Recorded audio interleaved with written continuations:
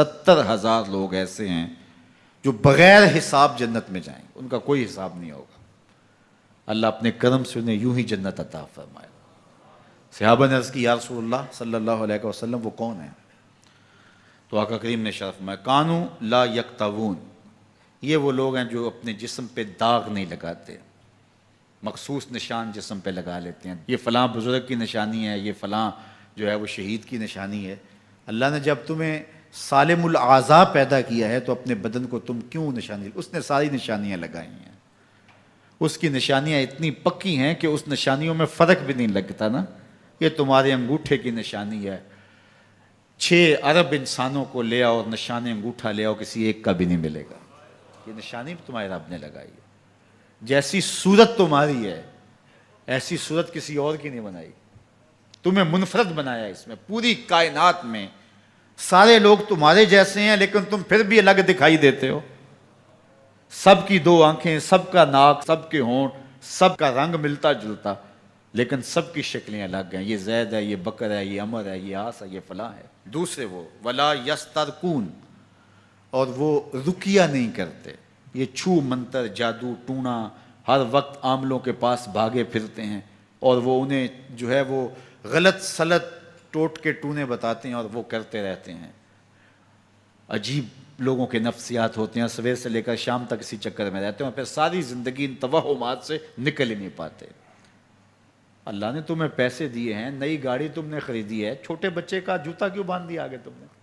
جوتا باندھنے سے اگر یہ ایکسیڈنٹ سے، حادثے سے گاڑی بچ سکتی ہوتی ہے تو پھر پاکستان کے جتنے PIA کے جہاز ہیں سب پر باندھ دینا چاہیے، سب پہ جوتے لٹکے ہوئے ہوں۔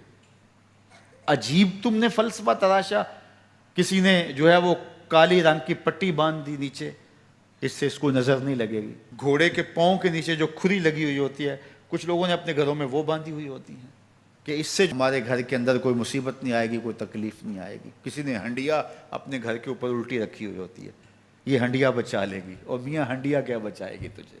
اللہ کے قہر سے کچھ نہیں بچا سکتا۔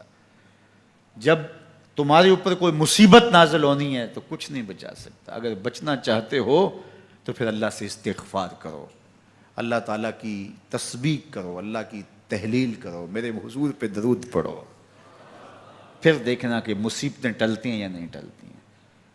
تو یہ خام خواہ کے رقیے اور یہ عامل لوگ جو ہیں ان کا تو کام ہی یہی ہے، ان کا کام چلتا ہے لوگ ذوف الاعتقادی میں مبتلا رہیں، اور یہ کہہ دیتے ہیں کہ آپ کے خاندان میں ایک منحوس عورت ہے، یہ اس کا کیا ہوا ہے، تو کوئی نہ کوئی منحوس تو پہلے ہی انہوں نے طے کر رکھی ہوتی ہے، فوراً ذہن وہاں جا کلک ہو جاتا ہے۔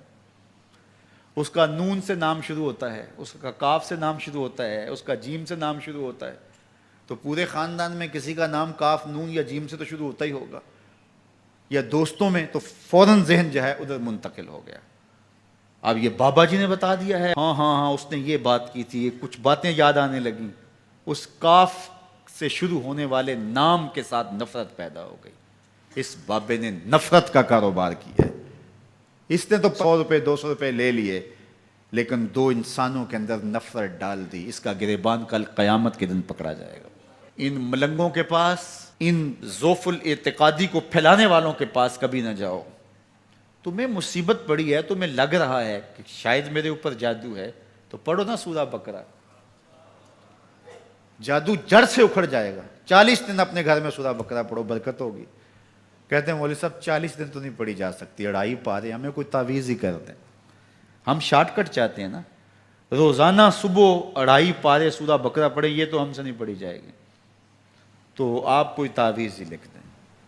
کاروبار میں برکت نہیں، میں کہتا ہوں پڑھو نا سورہ واقعہ، 3 رکوع ہیں، برکت ہوگی۔ ہم کہتے ہیں ہمیں تعویذ ملنا چاہیے، بس وہ ہم گلے میں رکھ دیں، بٹوے میں رکھ لیں، پرس میں رکھ لیں، اور ہمارا کام ہو جائے، ہمیں کچھ بھی نہ پڑھنا پڑے، ہمیں وضو تک نہ کرنا پڑے، نماز نہ پڑھنی پڑے، اور برکت ہو جائے۔ ایسے برکت تو نہیں آتی۔ اس لیے چھوڑو ان کی جان، آؤ قرآن مجید پہ آؤ، آؤ سجدوں پہ آؤ، آؤ دعاؤں پہ آؤ۔ سحری کے وقت اس کی رحمتیں آواز دے رہی ہوتی ہیں، حل میں مسترزقن، ہے کوئی رزق مانگنے والا، اور تم اس وقت سوئے ہوئے ہو، سارے دن ٹھوکریں کھاتے ہو۔ آؤ نا اس وقت جھولی پھیلا کے، ہاتھ پھیلا کے کہو مالک تو جھولیاں بھر دے، تو پھر دیکھنا کبھی کمی نہیں آئے گی، عطا فرمائے گا۔